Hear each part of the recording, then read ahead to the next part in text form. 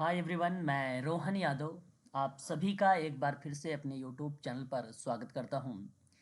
आप इस समय देख रहे हैं दिसंबर 2023 का समाज कार्य का प्रश्न पत्र। आप सभी लोग आज हम लोग बातचीत करने वाले हैं पार्ट फिफ्थ के बारे में। पार्ट 1 to 4 तक मैंने वीडियोस को अपलोड कर रखा है अपने यूट्यूब चैनल पर, और वो भी पब्लिक। आप लोग विज़िट करेंगे मास्टर क्लासेस चैनल को तो वहाँ पर सारी वीडियोस आपको ईज़िली मिल जाएगी। हालांकि मैंने आप लोगों से जो मेन पॉइंट है हर एक प्रश्न के पीछे मैंने बताया है आप लोगों से, लेकिन हर एक ऑप्शन के बारे में व्याख्या सहित मैं आप लोगों को ऑनलाइन क्लासेस में जिक्र करूंगा। जिन बच्चों ने यूजीसी नेट की क्लासेस परचेज कर रखे हैं तो निश्चिंत रहें, 2004 से लेकर 2023 तक के जितने भी पीवाईक्यू किए गए हैं यूजीसी नेट के द्वारा, उन सभी प्रश्न पत्रों पर व्याख्या सहित मैं आप लोगों से चर्चा करूंगा। हालांकि आज पार्ट फिफ्थ पर बात करूंगा। इससे पहले मैं आपको कुछ जानकारी दे दूं कि मैं अपने यूट्यूब चैनल पर समाज कार्य के संबंध में संपूर्ण जानकारी प्रोवाइड कराता हूं। यूजीसी नेट जेआरएफ की अगर आप तैयारी कर रहे हैं जून 2024 के लिए, तो इसकी क्लास का जो टाइम है शाम को 7 to 8 PM रखी गई है। इसकी फीस मात्र 3000 रखा गया है क्योंकि इसका एग्ज़ाम जून में होने वाला है। वहीं बात करते हैं एमपी सेट के लेकर। एमपी सेट का जून प्लस एग्ज़ाम जाएगा, अगस्त सितंबर जाएगा, उससे प्लस भी हो सकता है आप लोगों का एग्ज़ाम एमपी सेट का। अभी 15 मार्च को नोटिफिकेशन जारी किया गया है, 21 तारीख को आप लोगों का फॉर्म जो है भरा जाएगा। तो यहाँ जो सिलेबस आपको यूजीसी नेट का फॉलो करना है वो सिलेबस फॉलो करना है सोशल वर्क का। वहीं अगर हम बात करते हैं तो इसकी जो फीस रखी गई है मात्र 3500 रुपये रखी गई है। आप सभी को जीरो लेवल से क्लासेस स्टार्ट हो रही है। पहली क्लासेस आप सभी को 20 मार्च को प्रोवाइड कराई जाएंगी और 20 मार्च से आप लोगों की रेगुलर क्लासेस रहेंगी। और आप सभी लोग इस क्लास को अगर ज्वाइन करना चाहते हो या रजिस्टर्ड करना चाहते हो, व्हाट्सएप ग्रुप को भी ज्वाइन करना चाहते हो, तो आप हमसे संपर्क कर सकते हैं। मेरे डिस्क्रिप्शन में भी मेरा नंबर है, या तो मेरा नंबर आप लोग नोट भी कर सकते हो। मेरा नंबर है 885060313008। ये नंबर नोट कर लीजिए आप सभी लोग। पूरी इन्फॉर्मेशन मैं आप लोगों को प्रोवाइड करा दूंगा, ठीक है। व्हाट्सएप पर अगर आप बात करेंगे तो व्हाट्सएप से भी, कॉल के माध्यम से भी। वहीं अगर मैं बात करूं तो DSSB की भी मैं ऑनलाइन क्लासेस आप लोगों को प्रोवाइड कराता हूं। हालांकि इसके सिलेबस लगभग 95% कवर हो चुका है। इस समय मैं डिस्कस कर रहा हूं 2019 पे जो सोशल वेलफेयर ऑफिसर के आधार पर प्रश्न पूछा गया था, उन प्रश्न पत्रों को बात कर रहा हूं मैं आप लोगों से। और आप सभी को हर एक प्रश्न के पीछे व्याख्या विस्तृत लेवल पर दे रहा हूं और आप लोगों को शॉर्ट नोट्स भी तैयार करवा रहा हूं। वहाँ जो नए क्वेश्चंस देखने को मिल रहे हैं, जो टॉपिक कवर नहीं किया गया है, उसको इस पेपर को सॉल्व करने के बाद हम लोग जो है टॉपिक को कवर करेंगे। यदि आप DSSB की ऑनलाइन क्लासेस परचेज करना चाहते हैं तो मात्र 1000 में आप परचेज कर सकते हैं। यहाँ पर मैं आप लोगों को पूरी वीडियोस प्रोवाइड कराऊंगा और सारे नोट्स भी आप लोगों को प्रोवाइड कराऊंगा टेलीग्राम चैनल पर। वहीं अगर हम बात करते हैं तो MPPSC की मेरी क्लासेस चलती है। इस समय इसका यूनिट नंबर 7 चल रहा है। आज हम लोग बात करने वाले हैं औद्योगिक के संबंध में किस तरीके से प्रभाव पड़ता है औद्योग में, परिवार का, शिक्षा का इत्यादि किन किन चीज़ों का प्रभाव पड़ता है। आज हम बात करने वाले हैं दोपहर 1 to 2 PM पर। अगर आप इसकी क्लासेस परचेज करना चाहते हैं, बेसिकली टोटली बेस्ड है समाजशास्त्र पर, तो मैं आप लोगों को बता दूं कि इसकी फीस मात्र 2000 रखी गई है। 2000 में MPPSC है, DSSB 1000 में है और MP सेट 3500 रुपये में यानी 3500 रुपीज़ में प्रोवाइड कराई जा रही है। ये क्लासेस 6 मंथ प्लस चलेंगी आप सभी लोगों को, ठीक है। वहीं अगर बात करते हैं 3000 में, तो UGC नेट की क्लासेस आप लोगों को प्रोवाइड कराई जा रही हैं। अधिक जानकारी के लिए मैंने नंबर बता दिया है, या डिस्क्रिप्शन में भी जाकर आप मेरे नंबर से संपर्क कर सकते हैं और पूरी इन्फॉर्मेशन आप देख भी सकते हैं, ठीक है। तो ये क्लासेस जो है रेगुलर चलाई जाती है, आप सबको पता है, पर डे क्लासेस है। अब आज से अपनी यूट्यूब चैनल को नहीं चला रहा हूँ। मैंने कई बैचेस जो है UGC नेट की चला चुका हूँ, MP सेट की। आज इस बार जो चलाऊँगा वो दूसरी क्लास चलाऊँगा। DSSB की भी दूसरी क्लासेस चल ही रही है और MPPSC की पहली क्लास चल रही, जिस समय हम लोग बात कर रहे हैं इसमें यूनिट नंबर 7 पर।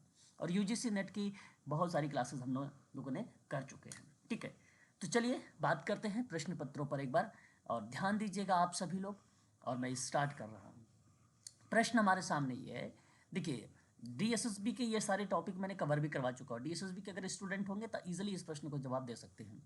दिव्यांग जनों के अधिकार का अधिनियम है 2016 की धारा जो है 16 है। इसके अंतर्गत शैक्षिक संस्थान का कर्तव्य है कि सभी वित्त पोषित अथवा मान्यता प्राप्त शैक्षिक संस्थान प्रदान करेंगे विशिष्ट शिक्षा, शारीरिक शिक्षा, समावेशी शिक्षा या समेकित शिक्षा। सही जवाब बेसिकली अगर मैं बात करता हूं तो समावेशी शिक्षा को दर्शाया गया है धारा 16 में। आपको बता दो सभी धारा, सभी खंड बहुत इंपॉर्टेंट पीडीएफ मैंने बना रखा है आरपीडब्ल्यूडी एक्ट 2016 की। अगर जिन बच्चों के पास ये पीडीएफ होगी वो भली भांति तरीके से समझ पा रहे होंगे, और सरल शब्दों में मैंने आप लोगों को वह आरपीडब्ल्यूडी एक्ट प्रोवाइड कराया है। ठीक है, आगे बात करते हैं क्वेश्चन नंबर नेक्स्ट 122 नंबर का सवाल 122 को लेकर अगर हम बात करते हैं। अब आपको पता है मनोविश्लेषणात्मक सिद्धांत सिगमंड फ्रायड का मैंने पढ़ा रखा है। अब इसमें कहा कि मानव मस्तिष्क के 3 स्तर के कार्य करते हैं, वो बताइए 3 स्तर कौन कौन से हैं, और इजीली आप इसकी आइडेंटिफाई कर भी सकते हैं। एक है अति चेतन स्तर, दूसरा है चेतन स्तर, तीसरा है पूर्व चेतन स्तर, और चौथा है कम चेतन स्तर, पांचवा है अचेतन स्तर। देखिए आप लोग को अगर मैं बात करूं आप लोगों से, तो सिगमंड फ्रायड के मस्तिष्क की अवस्थाओं के बारे में या उसके स्तर के बारे में बात करते हैं तो हम लोगों ने पढ़ा एक चेतन के बारे में, दूसरा हमने पढ़ा है पूर्व चेतन के बारे में, है ना, और तीसरा हमने पढ़ा है अचेतन के बारे में। सही जवाब बी, सी और ई वाला ऑप्शन करेक्ट जाएगा फ्रायड के द्वारा, है ना। ये तो ईजी, मैंने कई बार आप लोगों को बताया है, तो आसानी से आप इस सवाल का जवाब ऑप्शन नंबर 4 दे सकते हैं। आगे बात करते हैं क्वेश्चन नंबर नेक्स्ट। अगला सवाल हमारे सामने ये है, कार्य निष्पादन के प्रबंधन के मूल तत्व क्या है। आसानी से आप इसके आइडेंटिफाई भी कर सकते हैं क्वेश्चन नंबर 1, 2, 3 को लेकर।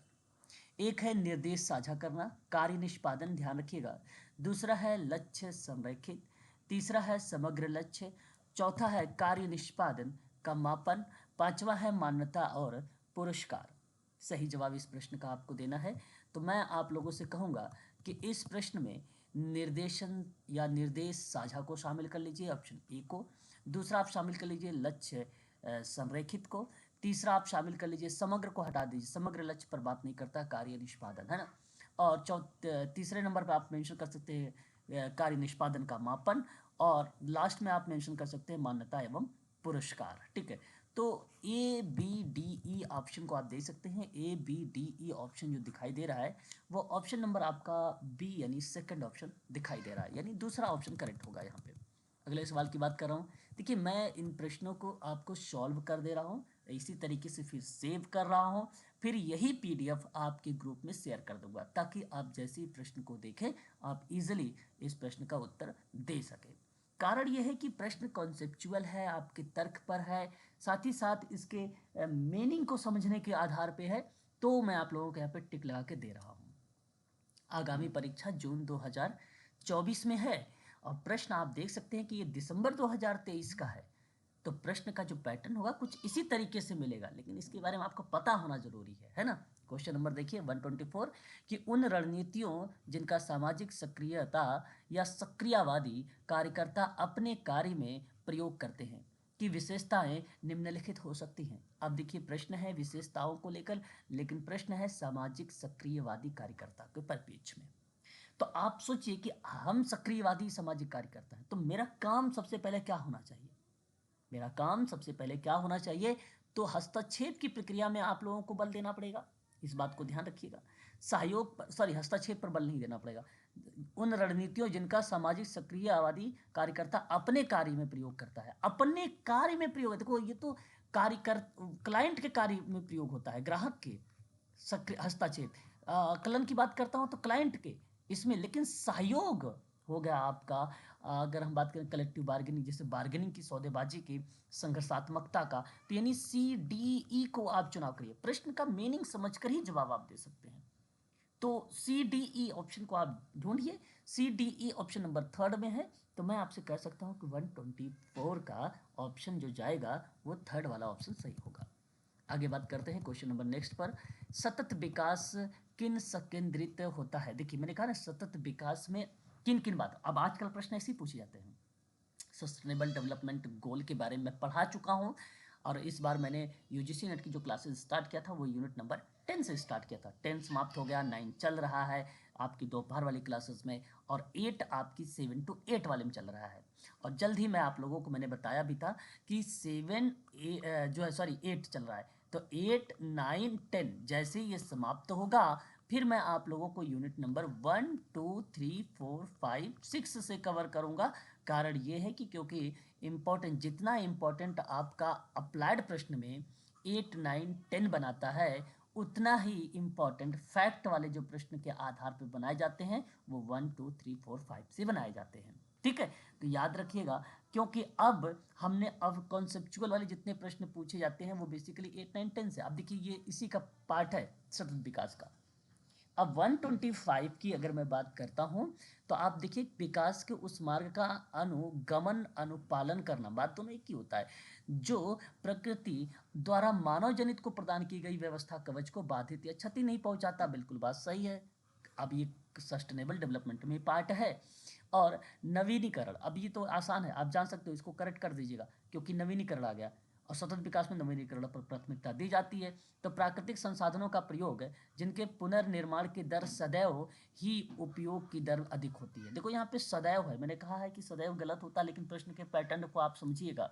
ठीक है, तो ये बिल्कुल स्टेटमेंट आपका ए और बी करेक्ट हो रहा है, तो इसलिए ऑप्शन आपका पहला चला जाएगा। लेकिन फिर भी हम ऑप्शन थर्ड को भी देखेंगे। अपर्याप्त जिम्मेदार कार्यकर्ता उनके अंतिम विकल्प हेतु सतत एवं अबाध रूप से कार्य करने कि गैर नवीनीकरण साधनों का प्रयोग, जब इसे नवीनीकरण लोगे तो गैर नवीनीकरण भी लेना पड़ेगा, ऑप्शन आपका पहला ही करेक्ट हो जाएगा। लेकिन नैतिक और सांस्कृतिक प्रचलनों का अनुपालन करना गलत है, ये मानव जाति के कल्याण के लिए प्राकृतिक संसाधनों का प्रयोग करना ये भी आपका गलत हो जाएगा। तो 125 का यूजीसी नेट दिसंबर 2023 में आयोग ने भी कहा कि ऑप्शन नंबर आपका पहला ही करेक्ट होगा। यहाँ पर बात करेंगे नेक्स्ट सवाल पर। अगला सवाल सम्मिलित किया हुआ है सवाल है, और इस प्रश्न के बाद संप्रेषण गृह, विशेष गृह, बाल गृह, अल्प अवधि गृह। अगर डीएसएसबी की आप लोगों ने मेरी वीडियोस देखा होगा, मैंने डीएसएसबी के बच्चों को इस तरीके के प्रश्न आए हुए हैं। तो डीएसएसबी वाले बच्चे खास कर ध्यान रखें, एक लीनियर एक लाइन में आप इसको याद कर सकते हैं कि कौन किसको कहा जाता है 126 के प्रश्नों में। तो देखिए जो संप्रेषण गृह होता है वो 18 से 45 वर्ष के आयु वर्ग के निराश्रित और संकटग्रस्त और नैतिक संकटापन्न लड़कियों व महिलाओं हेतु होता है। ये पॉइंट आपका करेक्ट हो जाएगा। वहीं बात करता है विशेष गृह के बारे में। विशेष गृह किसको रिप्रेजेंट करता है तो आप कह सकते हो कि ये रिप्रेजेंट करता है किशोर न्याय बच्चों की देखभाल संरक्षण अधिनियम 2015 के अधीन किशोरों के सुधार एवं पुनर्वास के लिए। बाल गृह की बात अगर हम लोग करते हैं तो ये रिलेट होता है बेसिकली देखभाल संरक्षण की आवश्यकता वाले बच्चों हेतु किशोर न्याय बच्चों की देखभाल संरक्षण अधिनियम 2015 के अधीन स्थापित किया गया था स्वागत हेतु। और एक अल्प अवधि गृह की बात करते हैं तो ये किशोर न्याय बोर्ड के समक्ष मामला का मतलब होता है केस लंबित होने की अवधि में विधि के द्वंद्व लिप्त किशोर के अस्थायी आवासन हेतु। तो सही जवाब आपका यहाँ पर जो जा रहा है वो ऑप्शन नंबर आप देखेंगे तो पहले का मैंने जो है मैच किया है, किससे, संप्रेषण गृह को लेकर। पहले को रिलेट करेगा 3 से, है ना, ये रिलेट होगा। ठीक है, पहले का थर्ड आ जाएगा भाई, किशोर न्याय बोर्ड के समक्ष मामला लंबित करने अवधि के लेकर द्वंद्व को लिप्त करता है, पहले का थर्ड हो जाएगा। और उसके बाद विशेष गृह की बात करते हैं तो ये आपका 4 हो जाएगा। बाल गृह की बात अगर हम लोग करते हैं तो ये आपका 1 हो जाएगा। अल्प अवधि की बात करेंगे तो यह आपका अल्प अवधि वाला आपका दूसरा हो जाएगा, यह आपका दूसरा होगा 18 से 45 वर्ष वाला, ये होगा है ना, ये करेक्ट है, इसको सही करिए, ऑप्शन नंबर सेकंड आपका करेक्ट हो जाएगा। अगले सवाल की बात करते हैं। क्वेश्चन नंबर नेक्स्ट हमारे सामने अगला सवाल क्या कर रहा है, कह रहा है नीति के संबंध में सामाजिक कार्यकर्ता की भूमिका निम्न में से कौन सा सर्वोत्तम वर्णन कर रही है ना, कौन सा सर्वोत्तम वर्णन कर रही है। तो देखिए एक तो केवल बृहद मामलों पर कार्यरत सामाजिक कार्यकर्ता का ही नीति से सरोकार होना चाहिए, ये आपका सर्वोत्तम संबंध आ जाएगा। दूसरा केवल सूक्ष्म यानी माइक्रो क्षेत्र में कार्यरत सामाजिक कार्यकर्ता का ही नीति सरोकार होना चाहिए, यानी ए और बी आपका यहाँ पे करेक्ट हो जाएगा। तीसरी भी देख लेते हैं, सामाजिक कार्यकर्ता पारिवारिक परामर्शदाता होते हैं और उन्हें नित्य प्रतिदिन का कार्य निर्णयों को लेकर प्रतिबंधित नहीं करता है और सभी कार्यकर्ता को नीति को अपने व्यवहार की दुनिया का भाग बनाने भाग बनाने की आवश्यकता होती है ना। ये गलत है, क्योंकि यहाँ पे नीति के संबंध में बात करना है कार्यकर्ता को। और उत्तम प्रभाव के लिए सामाजिक कार्यकर्ता के सरकार के साथ नीति निर्धारण में भागीदारी करना है ना। अब देखो ये तो बेसिकली संस्था होता तो ठीक था, लेकिन कार्यकर्ता लिख दिया, गलत हो गया। ठीक है, तो मैं कहूँगा ऑप्शन नंबर आपका यहाँ पर पहला वाला सही चला जाएगा, 127 का। तो आगे बात करते हैं, संधारणी विकास संबंधी विश्व सम्मेलन 2002 में कहाँ पर आयोजित किया गया था। मैंने पढ़ा रखा है, आप तो पता होगा, जोहान्सबर्ग में। आगे बात करते हैं अगले सवाल की तरफ। अगला सवाल हमारे सामने कहता है कि सामाजिक भूमिका का विश्लेषण मुख्यतः 3 पहलुओं के साथ किया जा सकता है। सोशल रोल की बात करते हैं तो मुख्यतः 3 टाइप से हो सकते हैं। फिर भी इसने कहा कि भाई कौन कौन से हो सकता है। एक तो क्रिया यानी कार्य को करना, दूसरा वे निर्देश और प्रत्याशा जो कार्य संबंधों को शासित करता है, तीसरा कार्य के निष्पादन का मूल्यांकन का आकलन करना। तो ये पहला दूसरा तीसरा सही है। विचारधारा संबंधी पहलू गलत है, कार्यों का हस्तांतरण भी गलत है। तो आप यहाँ पे कह सकते हो कि सही जवाब जो ए बी सी होगा यही ऑप्शन आपका करेक्ट हो जाएगा, और सही ऑप्शन आपका पहला वाला ही यहाँ पे सत्य है। अगले सवाल की बात करते हैं, क्वेश्चन नंबर 130 के लेकर। 130 आपसे कहता है कि दो चरों के बीच संबंध जो होता है धनात्मक होता है। तो दोनों जब धनात्मक होगा तो दोनों चर जो है समान दिशा में चलेंगे, ये बात ध्यान रखिएगा। विपरीत दिशा में होता है ऋणात्मक। क्या होता है? विपरीत दिशा में ऋणात्मक होता है, इस बात को ध्यान रखिएगा। ठीक है, तो सही जवाब ऑप्शन नंबर 3 यहाँ पर करेक्ट हो जाएगा। अगले सवाल की तरफ रुक करेंगे। अगला सवाल कहता है कि समान कार्य हेतु समान वेतन, ठीक है, राज्य द्वारा अनुपालन किए गए या किए जाने वाली नीति के सिद्धांतों में से एक है जो सुनिश्चित करती है। तो मैं आप लोगों से कहूँगा कि आर्थिक न्याय, ऑप्शन नंबर आपका सेकंड यहाँ पर करेक्ट हो जाएगा। ठीक है, ये बहुत इंपॉर्टेंट क्वेश्चन है। यूजीसी नेट के स्टूडेंट ध्यान रखें, DSSB के स्टूडेंट ध्यान रखें, खासकर MP सेट में भी ऐसे सवाल पूछे जाते हैं और इस प्रश्नों को प्राथमिकता दी जाती है। तो ऑप्शन नंबर आपका सेकंड यहाँ पर करेक्ट हो जाएगा। आगे बात करते हैं क्वेश्चन नंबर 132 को लेकर। 132 आपसे क्या कहता है? कहता है कि निम्न में से कौन सा कथन है टाइप 1 और टाइप 2 त्रुटि की स्थिति में सही ढंग को स्पष्ट करता है। हालांकि मैंने DSSB में करा रखा कि यूजीसी नेट का जल्द ही इस पर बातचीत होगी, हम लोग करेंगे। तो एक बात ध्यान रखिएगा कि शून्य परिकल्पना सही है और अस्वीकृत है। टाइप 1 टाइप 2 केरियर में सही ढंग हमें पहचानना है। ठीक है, इस बात को आप सभी लोग ध्यान रखिएगा। और दूसरा कह रहा है अगला पॉइंट में कि शून्य परिकल्पना गलत है और उसे स्वीकृत है। तो यानी बी और डी की बात करते हैं तो एक टाइप 1 एरर है और एक टाइप 2 एरर है। परिभाषा है कि शून्य परिकल्पना सही है, अस्वीकार कर दिया गया। दूध पीना शरीर के लिए स्वस्थ है, ये बात शून्य परिकल्पना की सही है, लेकिन आपने कहा कि गलत है।